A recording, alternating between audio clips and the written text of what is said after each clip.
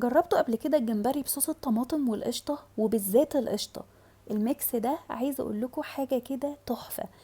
اول ما باكل الاكله دي عايزه اقول لكم برجع 20 سنه لورا. تعالوا اقول لكم بقى بعملها ازاي بطريقه ماما. اول حاجه مكعب زبده وشويه زيت، انزل عليهم ببصلايه مفرومه كبيره زي ما انتم شايفين، ومعلقه كبيره من الثوم المفروم، ومفروم معاه شويه فلفل الوان كده.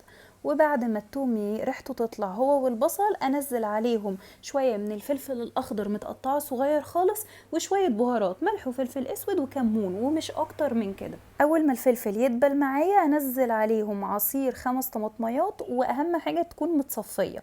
اول ما الطماطم تتسبك هكون محضره الجمبري بتاعي، والاكله دي بتبقى حلوه قوي باي نوع وحجم جمبري، يعني مش لازم جمبري كبير، ممكن الجمبري الصغير بتبقى تحفه معاها. بسيبها بالظبط 10 دقايق، هتلاقوا الجمبري غير اللون بتاعه. هبدا ان انا ازود عليه قشطه، وقشطه بلدي كمان. وطبعا كل ما تزودوا قشطه كل ما الطعم هيبقى احلى واغنى كمان. ونحط نص كوبايه من الحليب وبس، ونقلب ونظبط الملح بتاعنا، وبالهنا والشفا نقدمها مع رز ابيض.